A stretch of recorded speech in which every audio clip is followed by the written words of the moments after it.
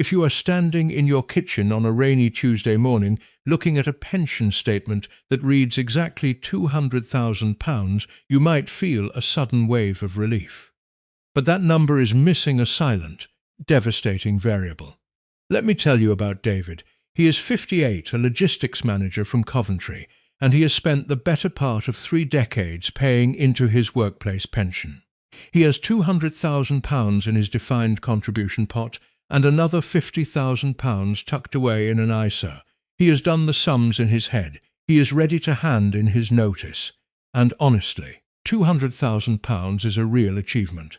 According to the ONS, the median pension wealth for someone aged 55 to 64 in the UK sits somewhere between £125,000 and £145,000. David is well above average. He has every right to feel good about that. But here is the part that most people miss, that £200,000 has to last. Not 5 years, not 10 years, potentially 25 to 30 years. And over that kind of horizon, a number that looks solid today can quietly dissolve in ways that are very hard to predict from a kitchen table. David thinks he has cracked the code. But if he takes his money out the way most UK savers do, he is about to walk straight into a tax trap that will quietly strip away his freedom before he even reaches his state pension age. That is why the standard math is broken. And that is exactly what we are going to walk through today. This is not about judging how much you have saved. Building a £200,000 pension pot in the UK today is a serious achievement, and you deserve to feel proud of it. But the financial system was not designed to make managing that money easy once you stop working. That is just the reality of how it is structured. So let us look at what £200,000 actually buys you, and where the gaps appear. The standard rule that financial planners have used for years is the 4% rule. The idea is simple. Withdraw 4% of your pot each year, and statistically your money has a good chance of lasting 30 years. On a £200,000 pot, that is £8,000 a year. That is £667 a month. Enough to cover a few bills, but not much else. Now, once David reaches state pension age, currently moving to 67, he will also receive the full new state pension, which is £12,490.40 a year in 2026. Add that to his £8,000 pension withdrawal, and his gross annual income is £20,490.40. For some people, depending on their outgoings, that is workable. For others, it is tight, very tight. Here is where many savers go wrong. They look at that figure and think, I cannot live on £20,000 a year, especially not in the early years when I still want to travel and do things. So they start withdrawing more, 6%, 7%, even 8%. On a £200,000 pot, that is £12,000 to £16,000 a year from the pension alone. It feels reasonable. It feels like enjoying the retirement they worked for. But that rate of withdrawal, especially in the early years, dramatically increases the risk of running out of money well before age 80. And once you layer in investment platform fees and the quiet erosion of inflation, the numbers move faster than most people expect. I remember sitting at a kitchen table in Gloucestershire, looking at a spreadsheet with a couple who wanted to withdraw £15,000 a year from their £200,000 pot so they could visit family in Scotland a few times a year. When we factored in platform fees and the effect of inflation over 15 years, their eyes went wide. The numbers showed the pot gone by age 74. That was not the plan they thought they had.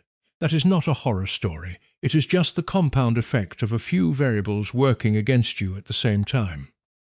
Longevity, fees, and a withdrawal rate that looked fine on day one, but was quietly unsustainable. And David faces all three of those. According to ONS life expectancy data, a 65-year-old man in the UK can expect to live another 18.5 years on average, but there is a 1 in 4 chance he reaches 92. That is a 27-year retirement. A pot built for 15 years does not survive 27. But the speed at which your pot empties is not just about how much you spend.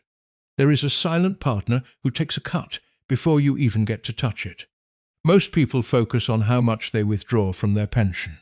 Far fewer people think about what is being quietly taken out before they even make that decision.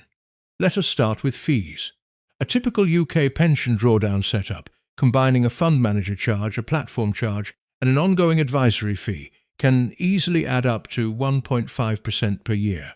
On a £200,000 pot, that is £3,000 gone every single year. Not as a penalty, not as a mistake, just as the normal cost of running the account. Whether the market rises or falls, that £3,000 leaves. Over 20 years, the compounding effect of that annual drain is significant.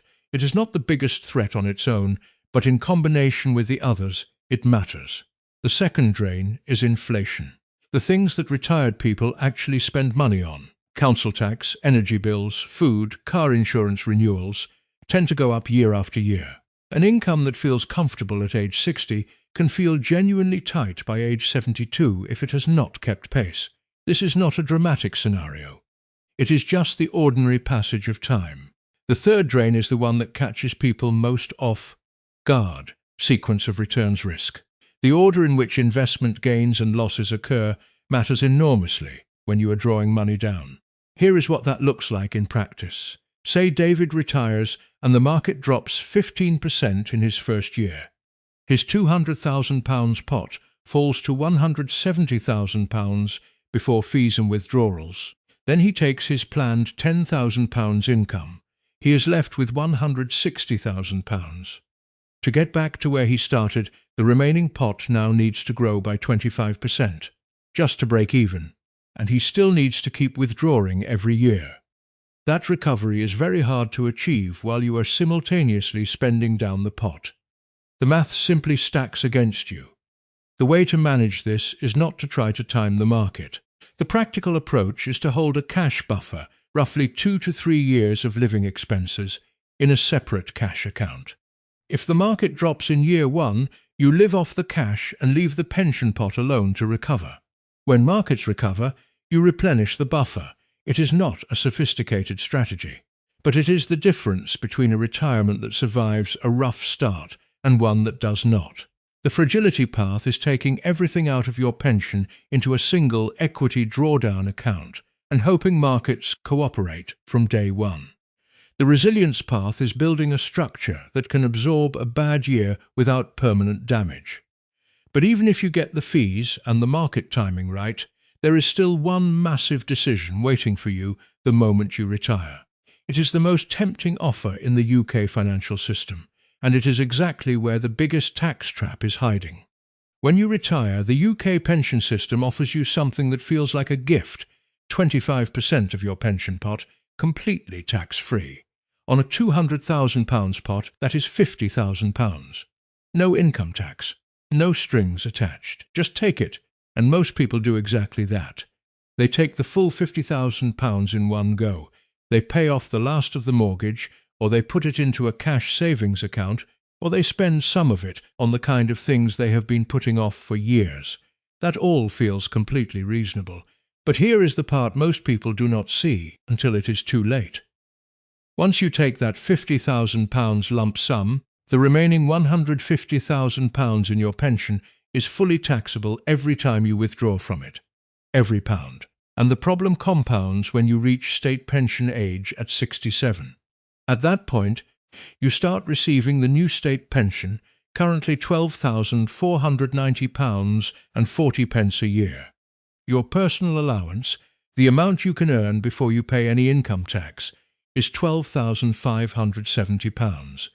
That means your state pension alone nearly fills your entire tax-free allowance. There is almost nothing left for your pension withdrawals before they start attracting income tax at 20%. So you end up in a situation where you are paying 20% tax on every pound you take from the pension pot you spent 30 years building, simply because of the order in which you took your money out.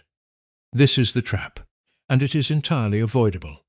The alternative is a strategy called phased UFPLS, that stands for Uncrystallized Funds Pension Lump Sum, and while the name sounds technical, the idea is straightforward. Instead of taking your full 25% tax-free entitlement as one big chunk up front, You take it gradually, a little at a time, each time you make a withdrawal. Every time you take a UFPLS payment, 25% of that withdrawal is tax-free and 75% is taxable. So if David withdraws £12,000 in a year, £3,000 of that is tax-free. The remaining £9,000 is taxable income. But because £9,000 is well below the £12,570 personal allowance, David pays zero income tax on that withdrawal. None at all. Now here is where the £50,000 ISA that David already has becomes important. In the years between age 60 and 67, before the state pension kicks in, David can top up his spending from the ISA completely tax-free, while he draws a relatively modest tax-efficient amount from the pension using UFPLS. He is managing the tax hit before it arrives, not reacting to it after. Once the state pension starts at 67 and begins filling up his personal allowance, David already has less pension income to declare. He has been drawing it down steadily, tax-efficiently, rather than sitting on a large taxable pot and watching it get eroded in one go. Years ago, I used to think that taking the tax-free lump sum as early as possible was the obvious move. I thought, get the money out of the pension system before the rules change. But after looking at the numbers carefully, for person after person in the same situation as David, I realized that taking it all at once is often the most expensive mistake a UK saver makes. The temptation is real, but so is the cost. If this kind of tax sequencing makes sense to you, it is worth subscribing to this channel. We go through exactly these UK-specific tax rules every week, because the details matter and they change. Let us take everything we have covered so far and apply it to two specific situations that David and anyone in a similar position could face. Scenario 1. The market drops by 20% in the first year of retirement. If David has already taken his £50,000 tax-free lump sum, spent a portion of it and placed the rest in a pension drawdown account that is fully invested in equities, a 20% drop turns his £200,000 pot into £160,000 overnight. He still needs income, he still has bills, so he sells fund units at rock-bottom prices to generate his £10,000 for the year. Those losses are now locked in permanently. The units he sold during the dip are gone. Even if markets recover strongly the following year, he has fewer units to benefit from that recovery. The prepared version of this story looks different. David has set aside a cash buffer, roughly 3 years of planned living expenses, around £30,000 held in a cash ISA or easy access savings account. When the market drops, he stops pension withdrawals entirely. He lives off the cash buffer for 12 to 18 months and lets the equity portion of his pension recover without being disturbed. When markets bounce back, he replenishes the buffer and resumes normal withdrawals. The pot survives intact. This is not a complicated structure, but it does require planning it before the market dips, not after. Scenario 2. Care costs. This is the anxiety that sits quietly at the back of many people's minds in their late 50s and early 60s. If I need residential care later in life, will my pension pot just be taken?